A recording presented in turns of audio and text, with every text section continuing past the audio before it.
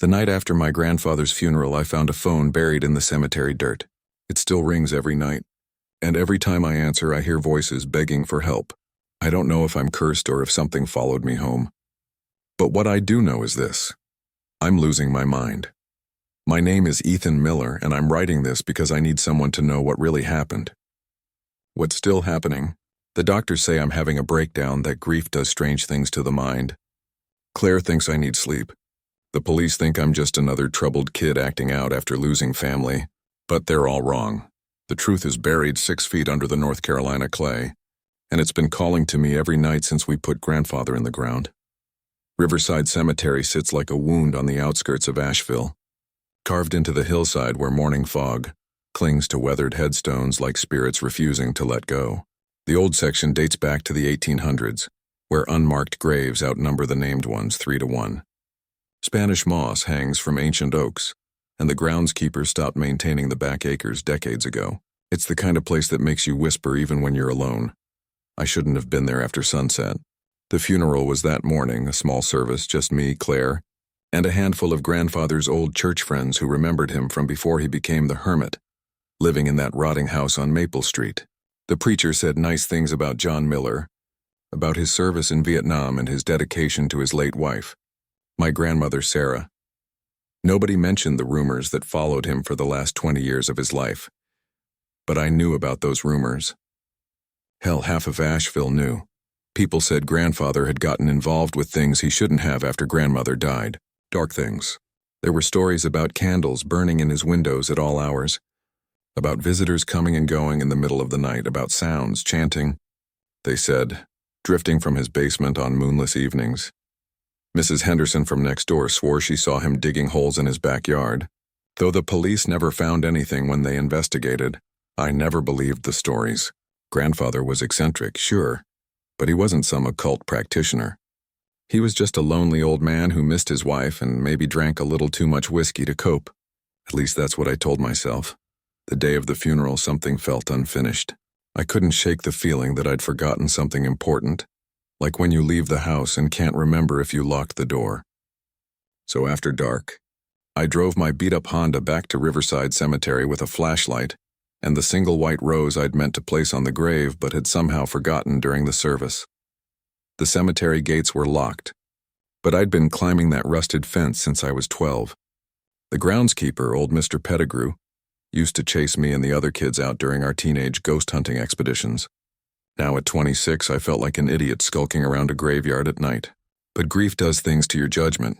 Grandfather's plot was in the newer section, where the headstone still stood straight and the grass grew in neat, managed rows.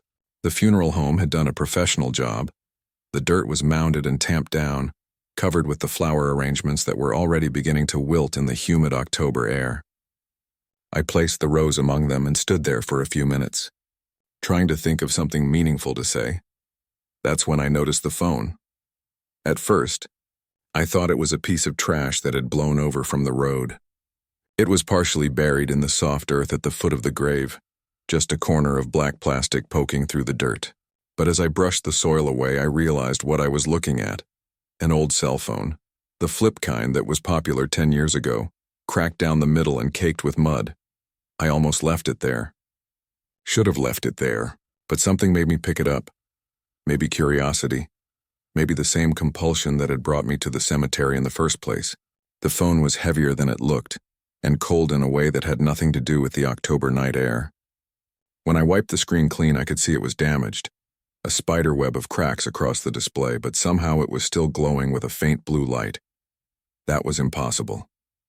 The phone was buried in dirt, exposed to rain and moisture. Even if it had been dropped recently, the battery should have been dead. But there it was, 3 bars of signal and a battery indicator showing half full. 47 missed calls. No service provider listed. No phone number displayed. Just those 47 missed calls, all from unknown number, all received between 2 a.m. and 3 a.m. over the past week. The week since grandfather had died, I should have thrown the damn thing away right then, should have buried it deeper, or taken it to the police or done literally anything else. Instead, I slipped it into my jacket pocket and walked back to my car, telling myself I'd figure out what to do with it in the morning. The phone rang for the first time as I was Driving home. The ringtone was unlike anything I'd heard before. Not the electronic chirp of a modern phone, but something deeper, more resonant. It sounded almost like a church bell if church bells could scream. I pulled over on the shoulder of Highway 74, hands shaking as I flipped open the phone. The cracked screen displayed the same information, unknown number, and the time 2:17 a.m. Hello? My voice came out as a whisper. Silence. Then, so faint I almost missed it, a voice on the other end. Help me. The connection was terrible, full of static and what sounded like dirt being moved around. But I could make out the words, barely audible through the interference. Help me. Please, don't leave me here. Who is this? How did you get this number? The voice became clearer, more desperate. So cold, so dark. Can't breathe. The line went dead. I sat in my car on the side of the highway for 20 minutes staring at the phone, waiting for it to ring again. When it didn't, I drove home to my small rental house on the outskirts of Asheville, telling myself it was just a prank. Some kid with a radio transmitter, or maybe the phone had picked up a CB radio signal. There had to be a logical explanation, but I couldn't sleep that night. Every time I closed my eyes, I heard that voice, help me. Don't leave me here. The next evening, I was ready. I'd spent the day researching the phone online, trying to figure out what model it was and how it could possibly work without a SIM card or cellular plan. I'd even taken it to a repair shop in downtown Asheville. But the technician just looked at me like I was crazy when I tried to explain the situation. Phone's busted, he said, poking at the cracked screen with a plastic tool. Screen shot, batteries corroded, and this model's been discontinued for 8 years. Probably just picking up interference from somewhere. At 2:17 a.m. exactly, it rang again. This time, I was ready with a pen and paper, determined to write down everything I heard. The same ringtone, the same unknown number on the display. Hello, who is this? Ethan? The voice was clearer now and my blood turned to ice water in my veins. Ethan, is that you? I knew that voice. I'd heard it every Sunday for 20 years, reading scripture at St. Matthew's Episcopal, before grandfather stopped going to church. I'd heard it telling bedtime stories when I was young, and offering advice when I'd gotten in trouble as a teenager. Grandfather? Ethan, thank God. I've been trying to reach you. That's impossible. You're dead. I was at your funeral yesterday. A sound like sobbing came through the speaker, mixed with that same shifting, scraping noise. I know I'm dead, boy. But something's wrong. Something's terribly wrong. I'm not where I'm supposed to be. Where are you? I'm still here, Ethan, still in the ground. But it's not. It's not right. There are others here. So many others. They're all trying to talk to you, trying to get out. The phone is connected to all of us. The connection started to fade, static overwhelming his voice. Grandfather? Grandfather, are you there? Don't trust them, Ethan. Don't trust the others. They've been here longer. Much longer. And they're hungry. But you have to help us. You have to. The line went dead again. I didn't sleep at all that night. Or the next night. Or the night after that. By the fourth day, I looked like hell. Dark circles under my eyes. Stubble I couldn't be bothered to shave. Clothes I'd been wearing for 3 days straight. I was surviving on coffee and energy drinks, afraid to sleep because every time I closed my eyes, I heard those voices. They weren't just coming through the phone anymore. Sometimes I heard them in the walls of my house. Whispered conversations just below the threshold of understanding. Sometimes I saw shadows moving in my peripheral vision, shapes that disappeared when I turned to look directly at them. The rational part of my mind knew I was having some kind of breakdown, but the fear was stronger than logic. I called Claire on Thursday morning. Claire Thompson had been my best friend since elementary school, the one person in Asheville who'd always been straight with me, even when the truth hurt. If anyone could help me figure out what was happening, it was her. Jesus, Ethan, you look terrible. She slid into the booth across from me at Maggie's Diner on Patton Avenue, concern evident in her brown eyes. When's the last time you slept? I can't sleep. I pulled the phone out of my jacket and set it on the table between us. I need you to listen to me, and I need you not to think I'm crazy until I'm finished talking. Claire stared at the phone, then back at me. Okay. I'm listening. I told her everything. The cemetery, the phone, the calls at 2:17 a.m., the voice that sounded like grandfather, the shadows in my house and the whispers in the walls. She listened without interrupting. her expression growing more concerned with each detail. When I finished, she was quiet for a long time. "Ethan," she said finally, "I think you need help. Professional help. What you're describing sounds like, I know how it sounds, but the phone is real. The calls are real." I flipped it open and showed her the call log. 47 missed calls had become 53. "Look at this." She examined the phone carefully, turning it over in her hands. "Where did you say you found this?" "Buried at the foot of grandfather's grave, and it works? Even though it's damaged?" "I know it doesn't make sense, but I've answered it.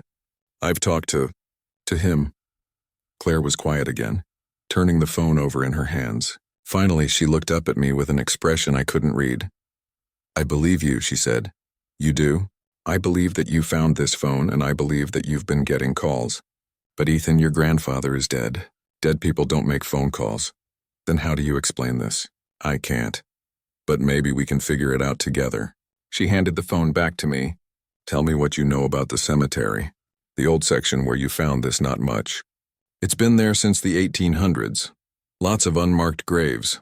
"Then that's where we start." We spent the afternoon at the Asheville Historical Society, digging through old records and newspaper archives. What we found made my blood run cold. Riverside Cemetery had a dark history. In 1847, a cholera outbreak had swept through the area, killing dozens of people in a matter of weeks. The disease moved so quickly that the town ran out of coffins, and in some cases, people were buried while still alive, either mistakenly believed to be dead, or simply because there wasn't time to be sure. According to the records, at least 37 people had been buried alive during the outbreak. Most were buried in unmarked graves in what was now the old section of the cemetery. "Their families too poor to afford proper headstones. That's horrible," Claire said, reading over a particularly disturbing newspaper account. "Can you imagine? Being trapped underground, suffocating in the darkness?" I could imagine it. In fact, I'd been imagining little else for the past 4 days, but there was more. We found records of strange incidents at the cemetery dating back over a century, reports of sounds coming from underground, graves that had been dug up from the inside, people who claimed to hear voices calling for help on quiet nights. The last major incident had been in 1923, when a groundskeeper named William Hayes had been found dead in the cemetery, buried alive in a grave that had been empty the night before. The police investigation had concluded that Hayes had suffered some kind of mental breakdown and had buried himself, though no one could explain how he had managed to cover the grave from the inside. "There's a pattern here," Claire said, spreading the photocopied articles across the table. "Every 20 or 30 years someone dies in that cemetery under mysterious circumstances. Always buried alive. Always in the old section." I calculated the years in my head. The last one was 1923. Before that, 1891. Before that, 1867. And before that, 1847, the year of the cholera outbreak. Claire looked at me with an expression that was half fear, half fascination. "Ethan, what year is it now?" 23, exactly 100 years since William Hayes died. If the pattern holds, I didn't want to think about what that meant. Claire insisted we talk to someone who knew the history of the area, someone who might have heard stories passed down through generations. That someone turned out to be Reverend Marcus Harris, an elderly Episcopal priest who had ministered to the Asheville area for over 60 years before retiring. We found him at the abandoned St. Bartholomew's Church, a crumbling stone building that sat on a hill overlooking Riverside Cemetery. The church had been closed for 15 years, but Reverend Harris still came by every few days to tend to the small garden behind the rectory and to pray in the empty sanctuary. He was a tall, thin man in his 80s with white hair and pale blue eyes that seemed to see more than they should. When we explained why we'd come, carefully omitting the details about the phone, his expression grew grave. "You're asking about the old cemetery," he said, leading us into the dusty sanctuary where afternoon light filtered through stained glass windows. "About the ones who were buried alive, you know about that?" Claire asked. "Child, I've been ministering in this area for 6 decades. I know about things that would turn your hair white." He settled into a pew with the careful movements of advanced age. "The question is, why are you asking?" I pulled out the phone and set it on the pew between us. "Because I found this buried at my grandfather's grave, and it's been ringing every night at 2:17 a.m. And when I answer it, I hear voices. Desperate voices begging for help. Reverend Harris stared at the phone for a long time without speaking. When he finally looked up, his face was pale. "Where did you say you found this?" "Riverside Cemetery, the new section, at my grandfather's grave. John Miller." John Miller. The Reverend's expression darkened. "I remember John. He stopped coming to church about 20 years ago after his wife died. There were rumors about him after that." "Disturbing rumors? What kind of rumors?" Reverend Harris was quiet for a moment, choosing his words carefully. "John was searching for something after Sarah died. He came to see me once, maybe 15 years ago. He wanted to know about communicating with the dead, about whether it was possible to reach across the veil between worlds. I told him what I've always told people who ask that question. Some doors are better left closed, but he didn't listen. No, he didn't listen. And I heard things after that. Strange things. People in the neighborhood reported seeing lights in his basement windows at all hours. Sounds of digging in his backyard. And there were other things I didn't want to believe." "What things?" The Reverend picked up the phone, turning it over in his weathered hands. "This isn't the first time something like this has appeared in that cemetery. Every generation or so, someone finds an object. Sometimes it's a phone like this one. Sometimes it's a radio or a telegraph key or even older things. Bell pulls. Speaking tubes. Always something used for communication. I don't understand. The dead who were buried alive, Ethan, they never found peace. Their souls are trapped between worlds, desperate to communicate with the living. They latch onto objects that can carry their voices. Anything that can bridge the gap between life and death. And over the years, people who are grieving, people who are desperate to contact lost loved ones, they find these objects. They use them to try to speak to the dead, and they become conduits, vessels for the voices of the trapped souls. But here's the thing about spirits who died in terror and desperation. They're not peaceful. They're hungry. They want what they can never have again, life. And they'll do anything to get it, including convincing the living to join them." The phone rang. It was only 4:30 in the afternoon, but the familiar tone filled the empty church like a funeral bell. Reverend Harris's face went white and Claire grabbed my arm. "Don't answer it," the Reverend whispered. "Not here, not in a holy place," but I was already flipping it open. "Hello, Ethan." It was grandfather's voice again, but different this time, stronger, more urgent. "Thank God you answered. Listen to me, boy. You're in danger. That old fool doesn't understand what's happening." "Grandfather? They're not all trapped, Ethan. Some of us, the ones who died recently, we're not like the others. We're trying to warn you. The phone, you have to destroy it.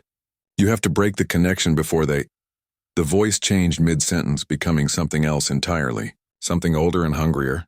"Don't listen to him, boy. He's one of us now. Dead like the rest, but you're still alive. Still warm. Still breathing. We remember what that was like.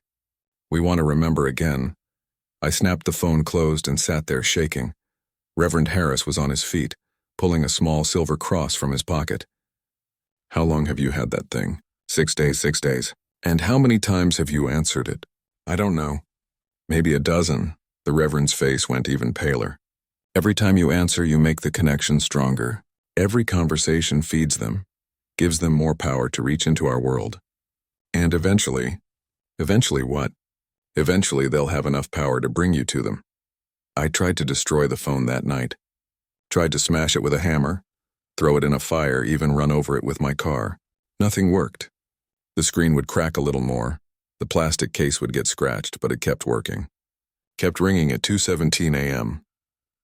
By the end of the first week, I was seeing things that weren't there. Shadows moving in my peripheral vision. Shapes standing at the foot of my bed. Sometimes I'd catch glimpses of faces and reflections. Pale, desperate faces with dirt in their hair and terror in their eyes. The voices weren't just coming through the phone anymore. I heard them in the wind outside my windows, in the creaking of the house settling, in the static between radio stations. They followed me everywhere, a constant whispered chorus of pleas for help. "Let us out. So cold down here, join us, Ethan. Come home." I stopped going to work, stopped eating regularly, stopped showering or changing clothes. The only thing that mattered was the phone and the voices and the growing certainty that I was losing my mind. Claire tried to help. She brought groceries, forced me to eat, sat with me during the long nights when sleep seemed impossible. But she couldn't hear what I heard, couldn't see what I saw. "You need to see a doctor," she said on the 10th night. After I'd spent an hour describing the conversation I'd had with a woman who claimed to have been buried alive in 1889. This isn't grief anymore. Ethan, this is something else. I know how it sounds. But the phone is just a phone. A broken phone that's somehow picking up radio signals or cellular interference. You're projecting your grandfather's voice onto random static. Then explain this. I flipped open the phone and showed her the call log. Over 200 missed calls now, all from unknown number, all between 2 a.m. and 3 a.m. Explain how it works without a battery or a cellular plan. She couldn't explain it. Nobody could. On the 12th night, the phone rang while Claire was there. She watched me answer it, watched my face change as I listened to the voice on the other end. "What are they saying?" she whispered. I covered the phone with my hand. "It's grandfather again. He says they're getting stronger. That soon they'll be able to reach through completely." Reach through to what? To our world. And when they do, the voice on the phone changed again, becoming multiple voices speaking in unison. "We can see you, Ethan. We can see your friend. She's pretty young, full of life. When you join us, maybe we'll take her too." I threw the phone across the room, but it kept ringing even after it hit the wall. Claire was staring at me with undisguised fear. "Ethan, what did they say?" "Nothing, just nothing," but she could tell I was lying. She left that night and didn't come back. On the 15th night, I couldn't take it anymore. The voices had become constant, a never-ending chorus of the dead demanding to be heard. I couldn't tell the difference between the phone calls and the whispers in my walls, between the shadows I was seeing and the darkness behind my eyelids. I drove to Riverside Cemetery at 1:30 a.m., parked outside the gates and climbed the fence with a flashlight and a shovel from my garage. If the voices were coming from the grave, then I'd dig up the grave. If grandfather was really down there trying to warn me, then I'd set him free. The cemetery was different at night. Fog rolled between the headstones like ghostly fingers, and the ancient oaks seemed to lean in closer, their branches reaching down like gnarled hands. My flashlight beam cut through the darkness in narrow slices, illuminating small patches of ground and stone. Grandfather's grave looked disturbed. The funeral home had done a professional job, but now the dirt looked loose, uneven. There were small holes in the mound, as if something had been digging its way out from below. I started digging. The soil was softer than it should have been, loose and wet despite the lack of recent rain. My shovel cut through it easily, each scoop revealing more of the dark earth beneath. As I dug, I could swear I heard voices rising from the hole. Not through the phone this time, but directly from the ground. "Hurry. Ethan, almost there, just a little deeper." 3 feet down, my shovel hit something hard. Not wood, metal. I brushed away the dirt and found myself staring at an old iron box, about the size of a briefcase, with strange symbols carved into its surface. The phone in my pocket started ringing. I flipped it open without thinking. "Hello, you found it?" Grandfather's voice, but different now, satisfied. "Good boy. Now open it. What is it?" "It's what I've been trying to tell you about. What I was working on before I died." "Open it, Ethan. Open it and set us all free." The box had a simple latch, corroded with age but still functional. As I reached for it, I noticed that the symbols carved into the metal were moving, shifting, and rearranging themselves in the flashlight beam. "Don't." A new voice. Faint, but urgent. Not through the phone, but from somewhere else in the cemetery. "Don't open it, Ethan, please." I turned, sweeping my flashlight across the fog-shrouded headstones. There, standing beside a weathered angel statue, was a translucent figure I recognized. Grandfather. The real grandfather, not the voice on the phone. He looked exactly as he had in life, but pale and indistinct, like a photograph that had been overexposed.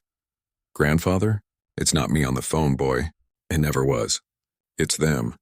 The ones I tried to contact after Sarah died. I was so lonely, so desperate to speak to her again.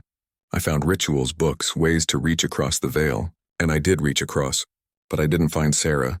Then what did you find? The hungry dead. The ones who were never properly buried, never properly mourned. They've been waiting for over a century, growing stronger, looking for a way back to the world of the living. I gave them that way." I stared at the iron box, understanding flooding through me. "This is what you were doing in your basement. The digging, the rituals. You were creating a conduit. I was a fool. An old man mad with grief who didn't understand what he was dealing with. When I realized what I'd done, I tried to stop it. I buried the box, thinking that would contain them. But death doesn't work the way I thought it would. When I died, I became part of the system I'd created. And they used my voice, my love for you, to lure you here. The phone was still ringing in my hand. I could hear multiple voices now, all talking at once. Open it, Ethan. Set us free. We've been waiting so long. Don't listen to them, the ghost of my grandfather pleaded. The box contains their anchor to this world. If you open it, if you release what's inside, they'll be able to cross over completely. They'll take bodies, possess the living, spread like a plague. Then I'll bury it deeper. Well, it's too late for that. You've been answering the phone for 2 weeks. Every conversation has strengthened the connection. They're already starting to cross over. I looked around the cemetery and saw them. Dozens of translucent figures emerging from the fog. Some looked like they'd been dead for days, others for decades. All of them were moving toward me with desperate hunger in their eyes. Then what do I do? The only thing that can break the connection now is if someone living takes their place. Someone crosses over voluntarily, sealing the breach from the other side. No, there has to be another way. There isn't, Ethan. I'm sorry. I'm so sorry. The dead were getting closer. I could see the desperation in their faces, the terrible need. The phone in my hand was ringing constantly now, dozens of voices screaming through the speaker. I looked at my grandfather's ghost one last time. Will it stop them? If I cross over, will it stop them from hurting other people? Yes, the breach will close. They'll be trapped again, hopefully forever. And what happens to me? His face was full of sorrow. I don't know, boy. I honestly don't know. The dead were surrounding me now, reaching out with hands that looked solid, but felt like ice water. I could feel them pulling at me, trying to drag me down into the hole I'd dug. I opened the iron box. Inside was a human skull, carved with the same symbols that had been on the outside of the box. The moment the lid opened, the symbols began glowing with a sickly green light, and I felt something fundamental shift in the world around me. The dead weren't translucent anymore. They were solid, real, their eyes burning with triumphant hunger. But I understood what I had to do. Take me instead. The words came out of my mouth before I fully understood what I was saying. The dead stopped moving, their faces turning toward me with expressions of confusion and hope. Take me, and let them rest. The phone in my hand went silent. The glow from the skull began to change from sickly green to warm white, and I felt something pulling at me, not the desperate grabbing of the hungry dead, but something gentler, something that felt like my grandmother's hands when I was young and scared of the dark. Ethan, no. My grandfather's ghost moved toward me, his form becoming more solid as the light from the skull grew brighter. You don't understand what you're offering. I understand enough. You said someone living has to cross over to seal the breach. I'm living. I'll do it. But you'll be trapped with us. Forever. I looked around at the dead who surrounded me. Not just the hungry ones from the old graves, but others. Recent dead, confused and lost. People who had died in accidents or from illness, who had been drawn to the cemetery by the disturbance my grandfather had created. Among them, I saw a familiar face. Sarah Miller. My grandmother. Will I be with her? I asked. With both of you? My grandfather looked back at his wife, then at me. Yes. We'll be together. But Ethan, then it's not forever. It's just different. I stepped into the hole I dug, still holding the glowing skull. The earth felt warm against my feet, and I could hear something like music rising from the darkness below. Tell Claire I'm sorry, I said. Tell her I wasn't crazy, Ethan, and tell her to stay away from this place forever. I let myself fall.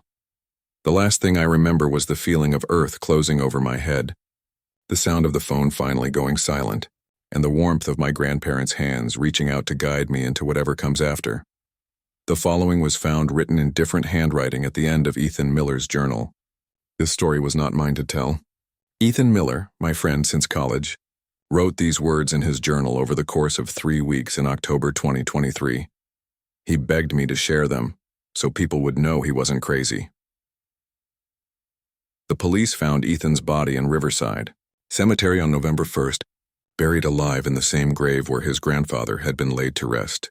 The official cause of death was suffocation, and the investigation concluded that Ethan had suffered a psychotic break following his grandfather's funeral. They found evidence that he had been digging in the cemetery for several nights, and they theorized that he had somehow buried himself during a delusional episode. But I know the truth. Ethan wasn't delusional. I know because I have the phone now. It was lying on top of the disturbed grave when they found his body, still intact despite everything that had happened.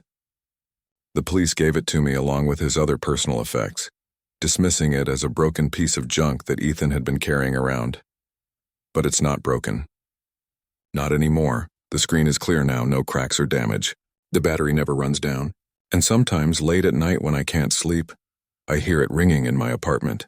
Not at 2:17 a.m. like it did for Ethan, but at 11:47 p.m. The exact time Ethan died, according to the coroner's report. I've never answered it. I'm not sure I ever will. But sometimes when the ringing stops, I think I can hear voices in the silence afterward. Familiar voices. Ethan's voice mixed with others. And they don't sound desperate or hungry anymore. They sound at peace. The phone is sitting on my desk as I write this, silent and dark, but I know it will ring again tonight. It always does. And every night I have to choose whether to let the dead rest or to risk opening a door that should stay closed forever.